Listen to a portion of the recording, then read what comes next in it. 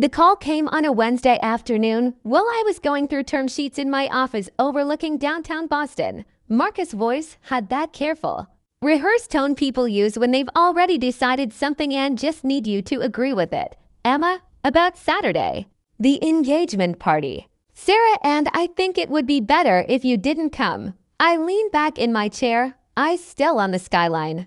Better for who? There was a short pause. Her family. They're very connected. VC world, board members, that kind of thing. You get it.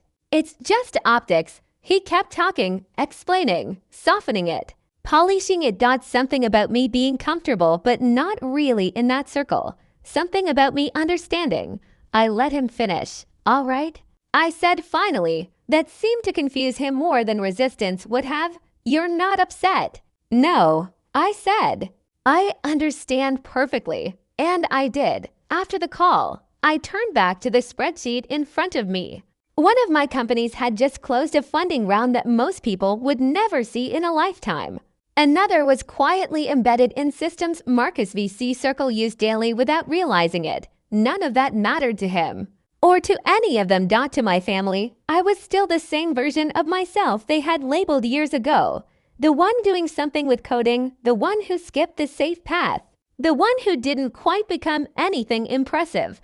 They just didn't know they were wrong. I didn't tell them otherwise, not because I was hiding, but because I had already learned something about being seen. People don't actually look for you. They look for confirmation of what they already believed. And in my family, Marcus was the success story, the safe one, the reference point. I was the comparison they used when they wanted to feel concerned. So I stopped offering corrections. Saturday arrived clean and bright. At 6 p.m. While Marcus was at a hotel ballroom overlooking the harbor, I was at home in a quiet kitchen, reviewing a live dashboard showing system performance across multiple deployments. My phone started buzzing around. 7:30. First Marcus. Then my mother. Then my father. Then Marcus again. I ignored them, eventually. Curiosity won. I opened the first message. Sarah's father is here. He just mentioned your company. Why didn't you tell me? Investors at this party already know you. I frowned slightly. Another message came. Emma, people here are talking about you like you're important. What is this? Then my mother. Your father says this article online can't possibly be you. And finally Marcus. Everyone here thinks you're some kind of tech founder. Please call me. I set the phone down and went back to my work. By the time Marcus showed up at my door, it was nearly 9 o'clock. I saw him first through the camera. Loosened tie, flushed face. That expression people get when their assumptions collapse in public. I opened the door. You let me uninvite you, he said immediately. No greeting, no warmth. Just pressure. You knew what tonight would turn into. I didn't know anything about your party, I replied.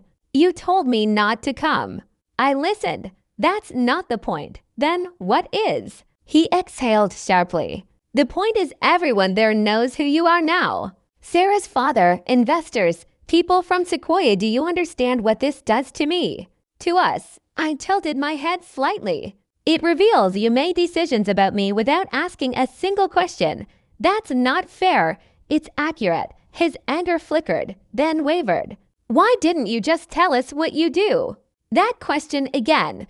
The same one, always delivered like a moral accusation instead of curiosity. Because you never asked, I said simply. And when I tried to tell you, you changed the subject. Every time. Double quote silence. I continued. You offered me entry-level roles. You explained my life back to me like I was underperforming in it. At some point, I stopped correcting you. It was easier to observe than argue. Marcus rubbed his forehead. So what? This was all some kind of experiment for you. No, I said. It was just my life. You were the ones performing a theory about it. That landed harder than anything else. The fallout happened quickly. Sarah left the engagement within days. Not dramatically, just decisively. Her father reportedly said something about how a family treats people they believe have nothing to offer, revealing everything. My parents called repeatedly.